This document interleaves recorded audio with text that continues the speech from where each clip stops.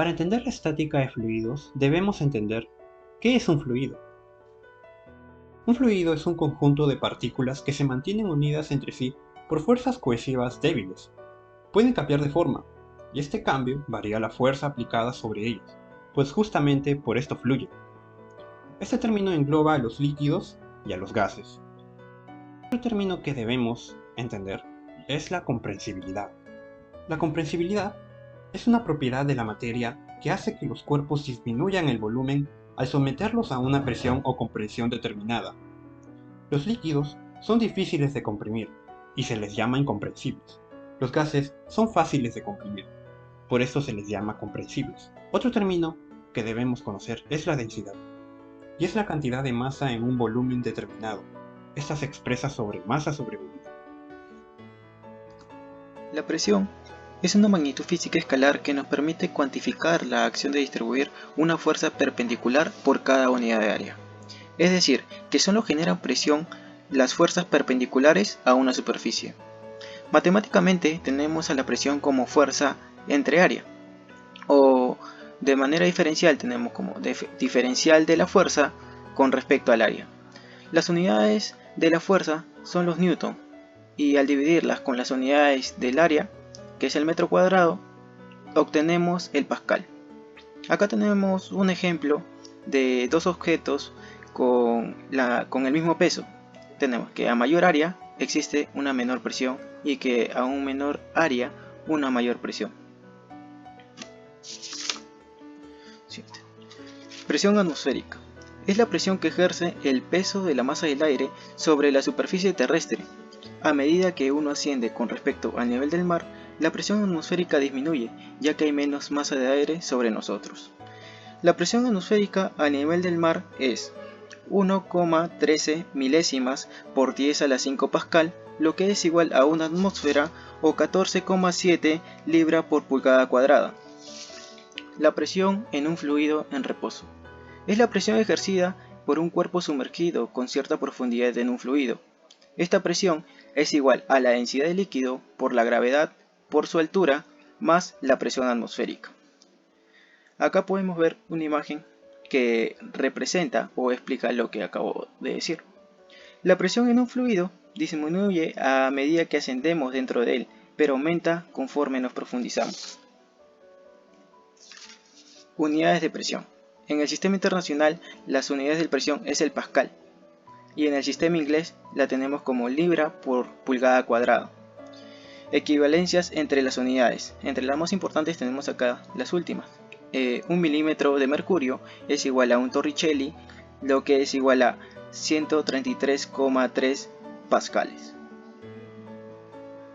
Presión atmosférica. Presión, profundidad. Se trata de una función creciente en todo su dominio, ya que a medida que aumenta la profundidad, también aumenta la presión en el interior del agua. Cuando nos sumergimos en el agua, la presión que ejerce esta sobre cualquier objeto sumergido en su interior, se le dice presión hidrostática, aumenta de manera uniforme y depende de la profundidad a la que nos encontremos. En la superficie, estamos sometidos únicamente a la presión atmosférica, que tiene un valor de 1 atmósfera. Pero, a medida que nos vamos sumergiendo, la presión aumenta 1 atmósfera aproximadamente por cada 10 metros que profundizamos. Como se puede apreciar en la gráfica, se trata de la función creciente, ¿no? En todo su dominio, ya que a medida que aumenta la profundidad, también aumenta la presión en el interior del agua. Como podemos ver aquí en la gráfica, la presión siempre va aumentando. Principio de Arquímedes. Todo cuerpo sumergido en un fluido estático experimenta un empuje vertical hacia arriba, igual al peso del fluido que desaloja. Fuerza de empuje. El empuje es una fuerza neta vertical dirigida hacia arriba, que ejerce un fluido sobre un cuerpo parcial o totalmente sumergido. Ahí está la fórmula. P es el peso del cuerpo, Bs el volumen sumergido, la G la gravedad. Todo eso se multiplica. Acá hay un ejemplo sobre un cuerpo que está reposando en el mar, por ejemplo, que ejerce un peso y también un empuje, como se ve en el dibujo. El principio de Pascal. Blaise Pascal descubrió este principio en el siglo XVII y nos dice que la presión ejercida sobre un fluido encerrado es transmitida íntegramente a todos los puntos del fluido y a las paredes del recipiente que lo contiene. Por ejemplo, se ejerce una fuerza F sobre el tapón del recipiente. Esto ocasionará el incremento de la presión sobre el fluido confinado, y según el principio, esta presión se dirige proporcionalmente en todos los puntos del recipiente y con el mismo valor. A continuación, aplicaciones del principio de Pascal. Una de ellas es la elevación hidráulica de los automóviles. La presión sobre el fluido se ejerce en un pequeño cilindro mediante un compresor. Llamaremos F1 a la fuerza que genera este compresor y S1 al área de este cilindro, por lo que presión 1 sería fuerza 1 sobre área 1. A la fuerza que genera la elevación del automóvil la llamaremos F2 y S2 al área de este cilindro. Así tenemos presión 2, que es F2 sobre F2. La presión es ejercida por igual sobre todas las partes de un fluido estático encerrado, por lo que presión 1 sería igual a presión 2, pues así se establece el principio de Pascal. Hacemos esta igualdad en términos de fuerza y área. Despejando F2 se convierte en una multiplicación de la fuerza que eleva el automóvil, por lo que F2 será una fuerza mayor a F1. Hola, profesor, compañeros. En este video voy a realizar un par de experimentos sobre la estática de fluidos. Como observan, aquí tenemos una botella de yogur, ¿no? Y bueno, en su interior hay agua. Le he hecho 2 huecos con esto a la botella para que vean. Voy a introducirlo, ¿no? Ahí está, ¿no? Y el otro que estoy tapando con mi dedo, ¿no? ¿Para qué lo estoy tapando? En un momento lo vamos a ver. Ahora, vamos a trabajar primero con este agujero para notar la primera parte del experimento. Notan que la botella está llena. Bueno, no sé si se nota, está llena y no sale agua por el agujero, al menos que lo presione, obviamente. Pero si está así, entonces no sale agua. Pero al yo abrir la tapa, notan que empieza a salir el agua. Lo tapo y el agua deja de salir.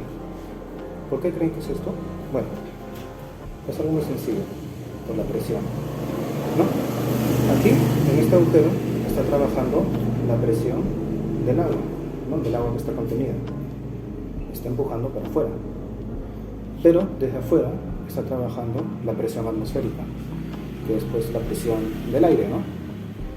Y bueno, entonces ustedes más o menos, nosotros sabemos que la presión atmosférica es pues, una atmósfera, ¿no? Aproximadamente. Y al ser esta presión mayor a la presión ejercida por esta longitud de agua, ¿no? Por esta cantidad de agua, pues las dos fuerzas se contrarrestan y bueno, por lo tanto el agua no sale, ¿no? Porque nosotros sabemos que la presión es fuerza sobre área, ¿no? Aquí tenemos, bueno, esta tendrá un área, entonces la presión será relativa a la fuerza. Y como no sale agua, podemos decir que las fuerzas están equilibradas, porque bueno, la vela atmosférica es mayor, pero en ningún caso la presión la fuerza que ejerce el agua va a ser mayor a la fuerza que ejerce la presión atmosférica, por lo que no sale el agua, ¿no? Ahora, la segunda parte. Aquí también es un agujero que como les dije estoy tapando con mi dedo, ¿no? Ahora lo que quiero que veamos, bueno, ya concluimos, ya dijimos que si abro la tapa va a salir agua del agujero. ¿no? Ahora, ¿qué pasa si tenemos dos agujeros? Al abrir la tapa va a salir agua de los dos agujeros. Ahorita voy a quitar mi dedo. Entonces, lo que quiero que veamos, o lo que se quiere que vean, es qué fuerza será mayor, o sea, qué presión será mayor. ¿Cómo podemos ver esto? Pues con la velocidad o fuerza con la que sale el agua, ¿no? Hay una que llegará más lejos y hay otra pues que llegará a una distancia menor. Así que vamos a abrir. Bueno, no está muy parejo, pero notamos que